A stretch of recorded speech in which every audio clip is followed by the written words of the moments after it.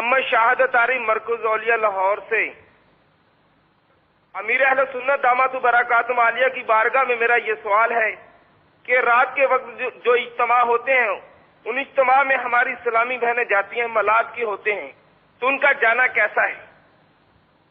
میلاد ہوتے ہیں رات کو دیر تک جو اسلامی بہنیں اجتماعات وغیرہ میں جاتی ہیں، وہ اصل دعوت اسلامی کے اجتماعات رات کو نہیں ہوتے اسلامی بہنوں کے.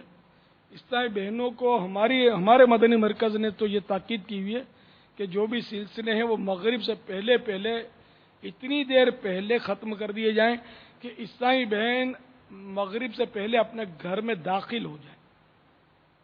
تو اب اگر کہیں ایسا رات کو ہوتا ہے اور وہ جاتی ہیں رات کے میلادوں میں تو وہ اسلامی بہنیں نہیں ہوں گی، وہ جاتی ہوں گی، عورتیں جاتی ہوں گی. تو ہم عام طور پہ جیسے سب کو عاشقان رسول بولتے ہیں طرح اسلامی بہنیں بھی بولتے ہیں.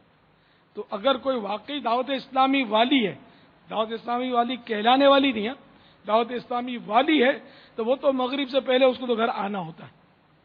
ہمارا طریقہ کار یہ ہے. تو اس کو دعوت اسلامی کے کھاتے میں نہ ڈالا جائے، وہ دعوت اسلامی والی نہیں ہوگی، کوئی اور ہوں گی جو جاتی ہوں گی. واللہ تعالی اعلم ورسولہ اعلم عز وجل وصلی اللہ تعالی علیہ وآلہ وسلم.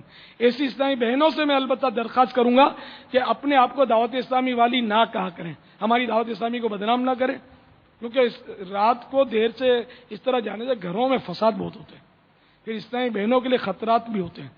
اسلامی بہن آپ کو پتہ چھپانے کی چیز ہے، عورت یہ رات کو اس طرح وہ مردوں کی طرح گھومے گی پھرے گی تو یہ کوئی اٹھا جائے گا تو ہم پھنسیں گے، پھر دعوت اسلامی بھی بدنام ہوگی.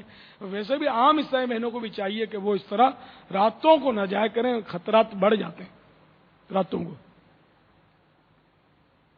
واللہ تعالی اعلم ورسولہ اعلم عز وجل وصلی اللہ تعالی علیہ وآلہ وسلم.